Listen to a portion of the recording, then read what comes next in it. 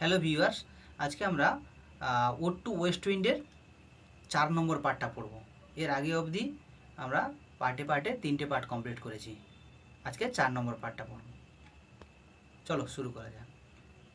If I were a dead leaf thou mightiest bear, if I were a swift cloud to fly with thee, a wave to pant beneath thy power, and share the impulse of thy strength, only less free than thou, O uncontrollable.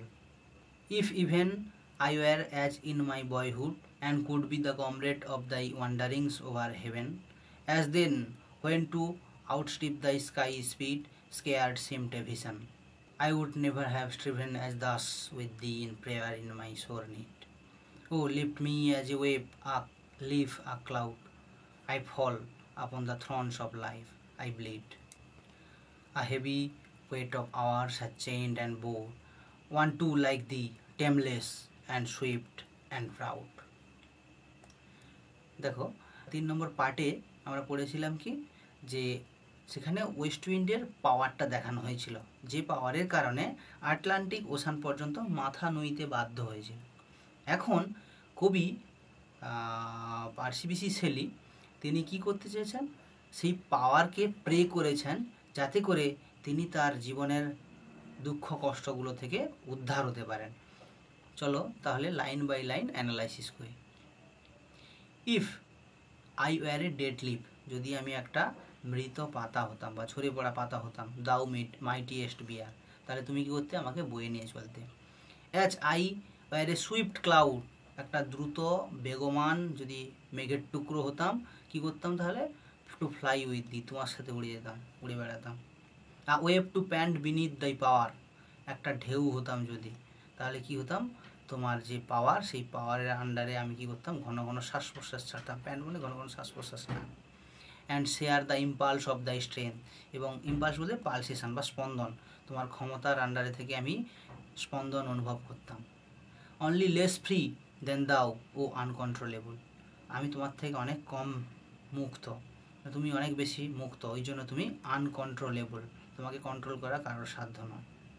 পরে দেখো কবি বলেছেন তার বয়হুডের গতিবেগের সাথে West উইন্ডের গতিবেগের একটা comparative analysis করার চেষ্টা করেছেন। বলেছেন if even I were as in my boyhood, যদি আমি আমার বাল্য অবস্থায় থাকতাম, and could be the comrade of the wanderings over heaven, এবং হেভেন বলতে এখানে sky,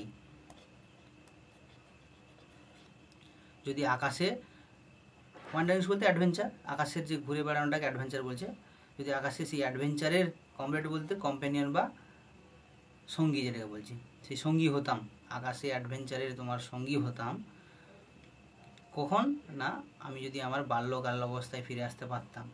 as then when to outstrip the sky speed, outstrip বলতে অতিক্রম করা বা ছাড়িয়ে যাওয়া, তখন কি করতাম, আমি তোমার গতিবেগকে, তোমার এই যে দ্রুত বেগে যে তুমি প্রবাহিত হও, সেই বেগকে আমি কি করে যেতাম, ছাড়িয়ে যেতাম। তার মানে আমি আমার বাল্য অবস্থায় ফিরলে তোমাকে কি করতাম, আমার গতিবেগ তোমার গতিবেগকে হারিয়ে দিত, সেটা বলেছে।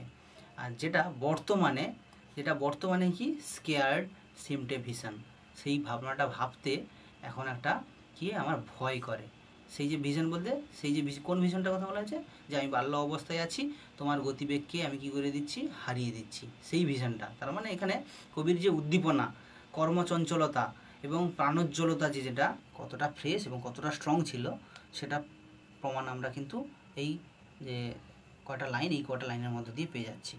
I would never have striven as thus with thee in prayer in my sore need, I would never have striven, এখানে স্ট্রিভেন বলতে স্ট্রাগল করার কথা বলা হয়েছে, যে আমি এর আগে কখনো এইভাবে সাফার করিনি, স্ট্রাগল করিনি, অ্যাজ দাস, এখন যেভাবে করছি, এবং তাই কি করছি, অ্যাজ দাস, তাই কি করছি, with thee in prayer in my sore need, sore বলতে সাফারিং, মানে সবথেকে কষ্টকর জীবন যেমন যেটা, সেই কষ্টকর জীবনের অবস্থায় তোমাকে আমি প্রার্থনা করছি।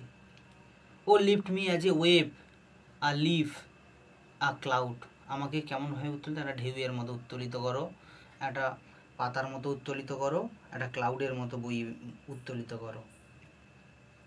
কারণ কি, I fall upon the Thrones of life, আমি জীবনের কাঁটায় পড়েছি। এখানে জীবনের কাঁটা বলতে থর্নস অফ লাইফ বলতে তাহলে সাফারিং, মিসফরচুন, পেইন সমস্ত কিছুকে ইন্ডিকেট করেছে।